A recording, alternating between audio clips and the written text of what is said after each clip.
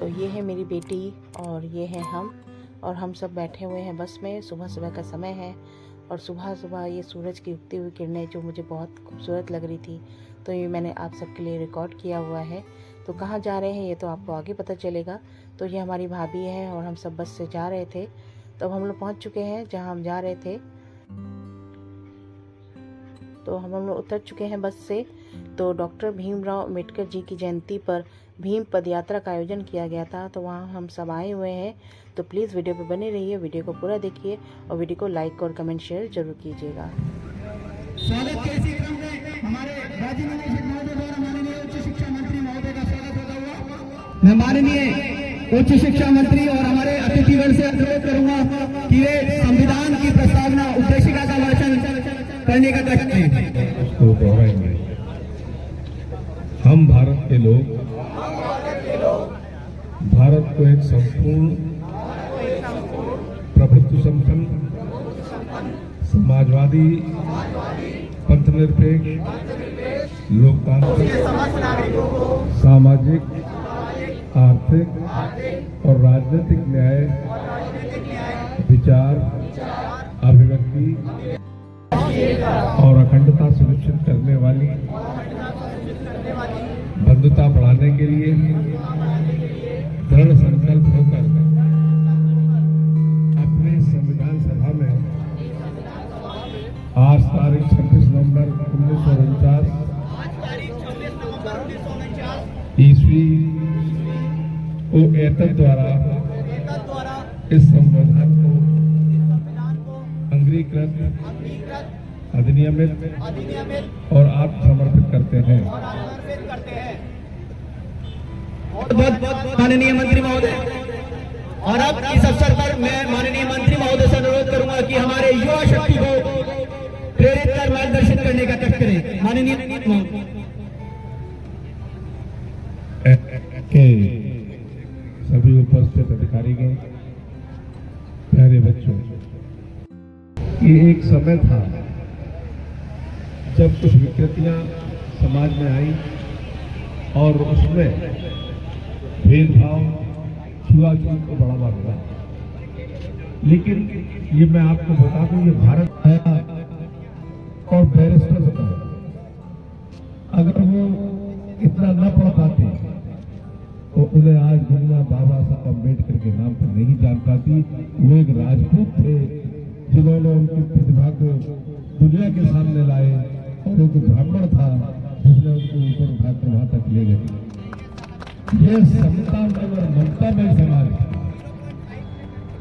विकृति हमारे समाज में आई, यह भी सही है, लेकिन यह भी सही है कि जो हमारी प्रकृति है, औचित्य है, वो समता में ममता में समाज है। और उसी का संदेश बाद में बाबा साहब ने समाज को दिया, जो उन्होंने अनुभव किया अपने जीवन में। उन्होंने कहा, संगठित बनो, शिक्षित बनो और संघर्ष करते रहो। यानी शिक्षित बनो, जब तक शिक्षा नहीं होगी उन्हें महसूस हुआ इस बात पर। मैं एक उदाहरण अपने जीवन का बताऊंगा आपको, जिससे जुड़ा बनता जुड़ा। मैं जब इंटर में पढ़ता था तो मेरे छोटे भाई के साथ एक कारपेंटर का बच्चा पढ़ता था, बहुत होशियार था। वो कॉमर्स में मेरा भाई था।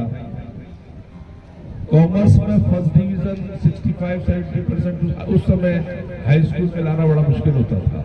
वो लेकर आया, गरीब था, आगे पढ़ाने की उसके पिता की कैपेसिटी नहीं थी।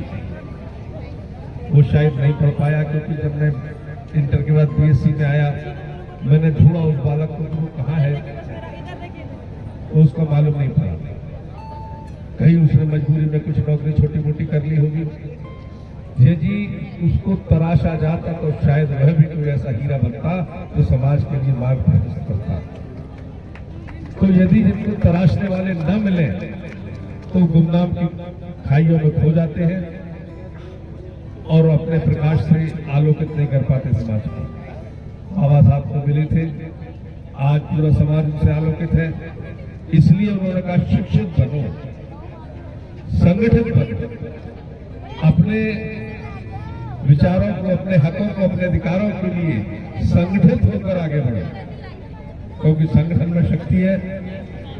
अकेला चना भाड़ नहीं फोड़ सकता, ये हमारी कहावत भी है।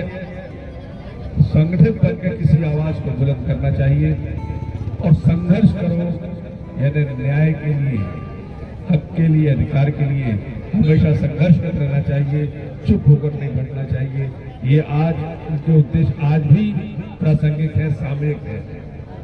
आज हम उनका स्मरण कर रहे हैं, कल उनकी जयंती है, उनके स्मरण में उनकी श्रद्धा सुमन अर्पित कर रहे हैं। हम उनके बताए हुए मार्ग पर चलें, यही हमारी सबसे बड़ी श्रद्धांजलि उनके प्रति होगी। धन्यवाद। कर्तव्यों का निर्वहन तत्परता, सत्यनिष्ठा, समर्पण भाव से करते रहेंगे। इसी क्रम में आप सभी लोग लाइन अप हो जाए, जिससे भीम पद यात्रा को हरी झंडी दिखाकर रवाना किया जा सके।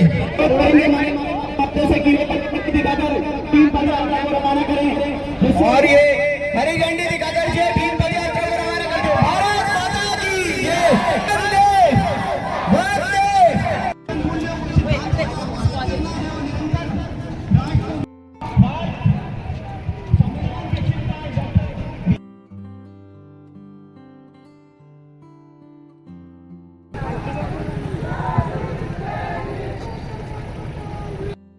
वंदे मातरम।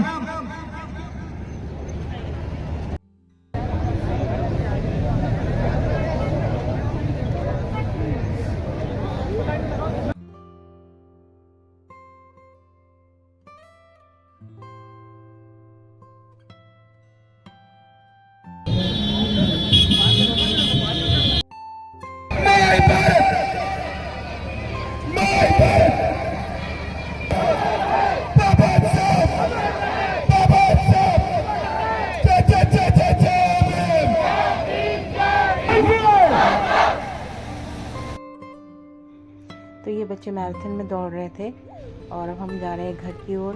प्लीज़ आज का अगर आप वीडियो पसंद आया तो प्लीज़ वीडियो को लाइक कमेंट शेयर कीजिएगा।